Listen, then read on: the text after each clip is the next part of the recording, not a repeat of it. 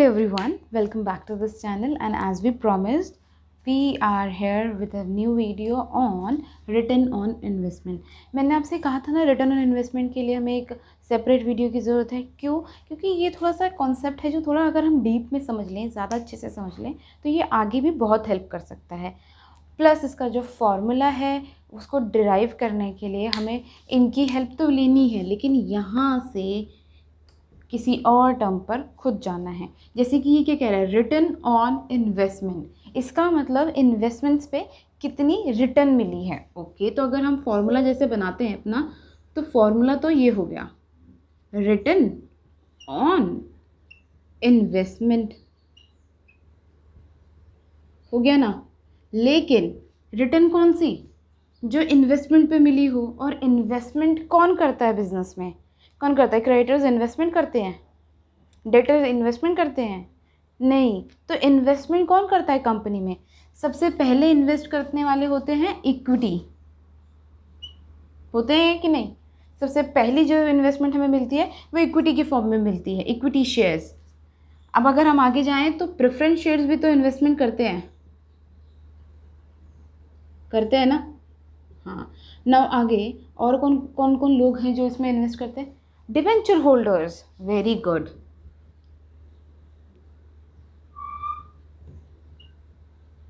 Debenture holders इसमें investment करते हैं। और हम कहाँ से पैसा कलेक्ट करते हैं अपने इसमें इन्वेस्ट करने के लिए? बिजनेस में लोन लेते हैं हम लोग। शॉर्ट टर्म लोन्स नहीं, सारे लॉन्ग टर्म लोन्स इसके अंदर आएंगे। और अच्छा, एक सेकेंड, इक्विटी और प्रेफरेंस शेयर्स के पास तो रिजर्व और सरप्लस भी होता है, जो कि इन्हीं का होता है, बट उन्होंने अलग से निकाल रखा होता है ताकि कोई फ्यूचर लायबिलिटी अराइज हो जाए तो उसको वो मेट कर सके। तो यहाँ पे सारे रिजर्व्स एंड सरप्लस भी तो आने चाहिए ना, isn't it? तो अब हमें पता चल गया कि हमारे इसमें इन्वेस्टमेंट जो होती है वो यहाँ से हमें मिलती है। और आपको पता है, ये जो आपने इतनी सारी इन्वेस्टमेंट के फॉर्म बताए हैं, इसको हम क्या कहते हैं? ये हमें डिफरेंट तरह से या डिफरेंट जगह से कैपिटल मिली है। डिबेंचर से जो पैसा लिया वो भी तो हमने कैपिटल की तरह यूज़ करेंगे ना, अपने बिजनेस को एक्सपैंड करने के लिए यूज़ करेंगे। ये भी कैपिटल की तरह, ये कैपिटल का ही फॉर्म है, ये ऑलरेडी कैपिटल है। ये भी अपने इन्वेस्टमेंट के लिए ही हमने बैंक से लोन लिया है। इसीलिए जो इन्वेस्टमेंट है इसको एक पर्टिकुलर टर्म बोला गया है। उस पर्टिकुलर टर्म का नाम है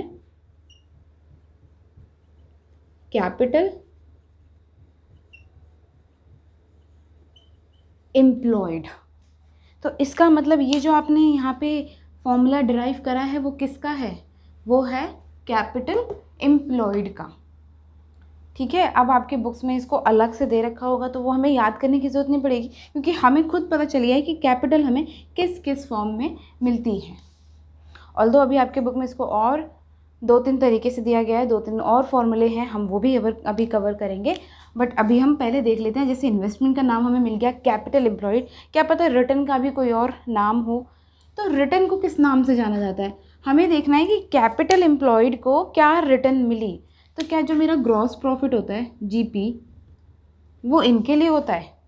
नहीं। क्या मेरा एनपी इन लोगों के लिए होता है? नहीं। एनपी तो मेरे को फाइनल पता करने के लिए होता है शायद, कि मैं उस पर टैक्स कितना दूंगी, और उसी एनपी से फिर हम लोग नेट प्रॉफिट से ही तो हम अपने पार्टनरशिप के अंदर अप्रोप्रिएशंस करते हैं। तो कहीं ना कहीं एनपी ज़रूर इनके लिए होता है। बट नेट प्रॉफिट से पहले हमें देखना होता है, उस नेट प्रॉफिट के ऊपर आने से पहले क्या हम लोग इंटरेस्ट ऑन डिबेंचर माइनस करते हैं इसके अंदर, और कोई भी इंटरेस्ट ऑन लोन दिया होगा तो वो माइनस करते हैं इसके अंदर। तो हमें वो सारी चीज़ें माइनस नहीं करनी, क्योंकि इंटरेस्ट अगर डिबेंचर पे दिया इंटरेस्ट तो वो तो यही इसका ही हिस्सा हो गया, और इंटरेस्ट ऑन लोन दिया तो वो इसका हिस्सा हो गया। तो इसका मतलब हमें वो प्रॉफिट चाहिए जो बिफोर इंटरेस्ट हो और बिफोर टैक्स हो। सबसे पहले हमारा प्रॉफिट आता है,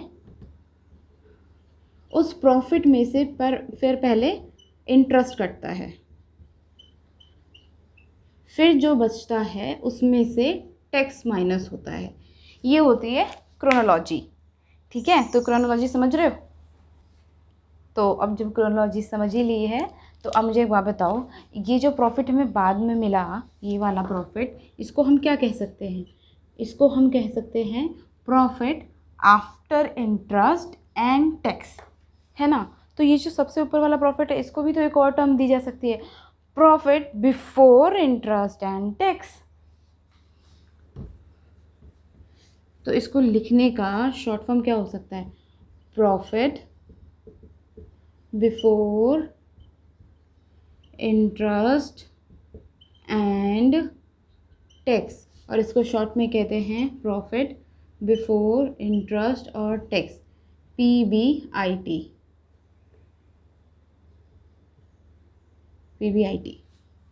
ओके, चलिए, तो अब मेरे को पता चल गया है कि मुझे मेरे रिटर्न की जगह पे क्या लिखना है?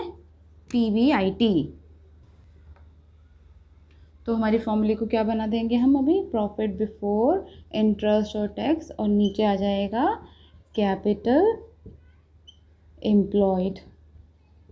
और जैसे यहाँ पे कैपिटल एम्प्लॉयड लिखा, हम ये भूल नहीं सकते कि यहाँ पे क्या आएगा? इनटू 100, जो कि हमारे अभी तक के सारे ही फॉर्मूले में आया है प्रॉफिटेबिलिटी के। क्योंकि हमारा क्या मोटिव है दिखाने का कि कैपिटल एम्प्लॉयड जितने भी थी उस पर कितना % प्रॉफिट हुआ। 0.6 समझ नहीं आएगा ना, ये 0.5, पर 50% हुआ, 60% हुआ, ये समझ आ जाएगा। इसलिए 100 कंपल्सरी होता है यहाँ पर लगाने के लिए, फॉर्मूले को कंप्लीट करने के लिए। तो ये रहा हमारा फॉर्मूला। अब नाउ हमारे पास कैपिटल एम्प्लॉयड, जैसे मैंने बोला, इसको निकालने के 2 अप्रोचेस होते हैं, asset side approach, liability side approach, जो कि जनरली कोई अप्रोच होती नहीं है। उसको देख लेते हैं। Now as we talk before कि हमारे बुक में कैपिटल एम्प्लॉयड यानी कि इस फॉर्मूले को निकालने के ना 2 तरीके दे रखे हैं, एक्चुअली 2 अप्रोचेस दे रखी है, लायबिलिटी साइड अप्रोच और asset side approach, which is not an approach, मतलब एग्जैक्टली जस्ट अ लॉजिक। अगर आप उस लॉजिक को राइट हैंड साइड से फॉलो करोगे, लाइक दिस, वो एक बैलेंस शीट है, उस बैलेंस शीट को फॉलो करना है। अगर आप राइट हैंड साइड से फॉलो करोगे तो उसको कह दिया है कि असेट साइड अप्रोच फॉलो कर रहे हो आप, और अगर उसको लेफ्ट हैंड साइड से फॉलो करोगे तो कह देते हैं उसको कि लायबिलिटी साइड अप्रोच कर रहे हो। तो ये कोई एक्चुअली अप्रोचेस थोड़ी, हमें भी पता है कि लेफ्ट हैंड साइड इज वो लायबिलिटी की साइड है और असेट साइड जो है वो राइट साइड है। तो चलिए देखते हैं, जैसे कि कैपिटल एम्प्लॉयड के लिए हमने फॉर्मूला क्या बनाया था? Equity plus preference shares. अब इक्विटी और प्रेफरेंस शेयर्स का ही होता है रिजर्व सरप्लस, और डिबेंचर्स एंड लोन को हम डेब्ट लोन एक साथ बोल सकते हैं। डेट और लोन में ही आप कंसीडर कर लीजिएगा अपने सारे डिबेंचर्स को एंड सारे लॉन्ग टर्म लोन्स को। अब one thing is very important, अगर रिजर्व एंड सरप्लस इन लोगों का है, अगर प्रॉफिट ये लेके जा रहे हैं, तो आई गेस जो लॉसेज हो सकते हैं वो भी तो इन्हीं के हैं ना। तो एक लॉस तो हमें पक्का पता है, वो है फिक्टिशियस एसेट्स वाला, तो वो भी तो माइनस करेंगे ना हम कि भैया अगर तुम रिजर्व एंड सरप्लस को अपने हिस्से लेके रख रहे हो तो फिक्टिशियस एसेट्स जितनी हैं उसकी जो भी लॉसेस हैं उसको भी आप ही सब्ट्रैक्ट करोगे। तो अब यहाँ पे आपका कैपिटल एम्प्लॉयड का फॉर्मूला पूरा होता है। बस अब इसको निकालने की तरीके देख लेते हैं। हमने क्या बोला था? 2 साइड की अप्रोच होती है। अब वो अप्रोच कैसी होती है वो देख लीजिए। देखिए, हमें पता है कि यहाँ पे हमने पहले लिख दिया equity shares, now preference shares, okay, then debt, reserves and surplus, then debt. क्या अच्छा, डेट और लॉन्ग टर्म लोन्स को मैं नॉन करंट लायबिलिटीज़ कह दूँ?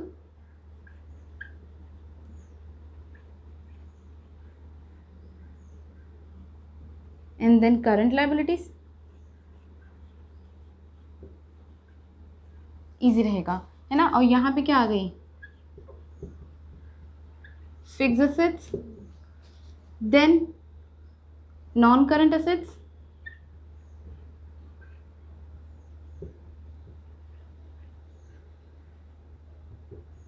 फिर करंट एसेट्स, है ना। तो यही एक फॉर्मेट होता है हमारा एक बैलेंस शीट का।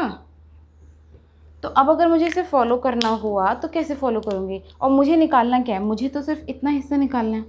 तो या तो आप मुझे इसे टोटल में दे दो तो मैं इसे टोटल निकाल लूँ, नहीं तो फिर मैं यहाँ से ये चीज़ें, क्योंकि हमें इवेंचुअली पता है कि ये जो टोटल है वो बराबर ही आने वाला है। ये जो टोटल होगा और ये जो टोटल होगा वो इवेंचुअली बराबर ही होगा। तो अगर मेरे को बोल दिया जाए कि आपको टोटल असेट्स पता है, तो टोटल असेट्स में से मैं क्या करूँगी, फिक्स असेट्स माइनस करूँगी, मतलब टोटल असेट्स को पूरा एक साइड ले लिया और उसमें से अपनी करंट लायबिलिटीज़ माइनस कर दी। इस अमाउंट में से जो कि सेम ये अमाउंट है माइनस कर दूँगी अगर, तो यही तो बचेगा ना। तो असेट साइड अप्रोच क्या कहती है हमारी बुक के अकॉर्डिंग, कोई बुक के अकॉर्डिंग अप्रोच होती है, मेरे अकॉर्डिंग कोई अप्रोच नहीं होती, जस्ट एक लॉजिक होता है जो हम फॉलो कर रहे होते हैं। तो हम जो लॉजिक फॉलो कर रहे हैं, हम क्या कह रहे हैं, ये दोनों बैलेंसेस बराबर हैं, तो हमने उस बैलेंस को उठाया, उसमें से करंट लायबिलिटीज़ माइनस कर दी, हमारा कैपिटल एम्प्लॉयड हमें मिल गया। नहीं तो अगर आपको लायबिलिटी साइड का टोटल दिया है तो भी आप ये माइनस कर दो, असेट साइड का टोटल दिया तो भी ये माइनस कर दो। और अगर लायबिलिटी साइड का टोटल देखकर ये दे रखा है सामान, fix assets, non current assets and current assets दे रखा है, तो हम इसको माइनस कर देंगे। क्या जा रहा है, कुछ भी तो नहीं जा रहा। और इन केस कभी कभी क्या वो करता है ना कि हमें ये नहीं बताता कि करंट असेट्स कितनी, करंट लायबिलिटी, वो हमें बोल देगा वर्किंग कैपिटल। तो वर्किंग कैपिटल क्या होता है हमें तो पता है ना, लेकिन तुम मत बताओगे तो हमें पता नहीं चलेगा क्या, current assets minus current liability. तो हमें ऑलरेडी पता चल गया है कि करंट असेट्स में से करंट लायबिलिटी माइनस कर दी है, तो बची क्या है लायबिलिटी में से माइनस करने के लिए, फिक्स असेट और non current assets, that's it. अगर हमारे पास वर्किंग कैपिटल हो तो इसको हटाकर अगर मैं यहाँ से वर्किंग कैपिटल लिख दूँ तो बात तो अभी भी वही है ना। तब हमें क्या करना है, सिर्फ या तो हम इन तीनों का टोटल कर दें तो भी हमें मिल जाएगा, या तो हमारी लायबिलिटी साइड में से ये तीनों माइनस कर देंगे तो भी हमें ये मिल जाएगा। तो लायबिलिटी साइड और असेट साइड दोनों समझ आ गई आपको। ये दोनों अप्रोच हम फॉलो करते हैं कैपिटल एम्प्लॉयड को निकालने के लिए, और रिटर्न को निकालने के लिए तो हमारी एक ही अप्रोच है, हमें प्रॉफिट चाहिए बिफोर इंटरेस्ट और बिफोर टैक्स।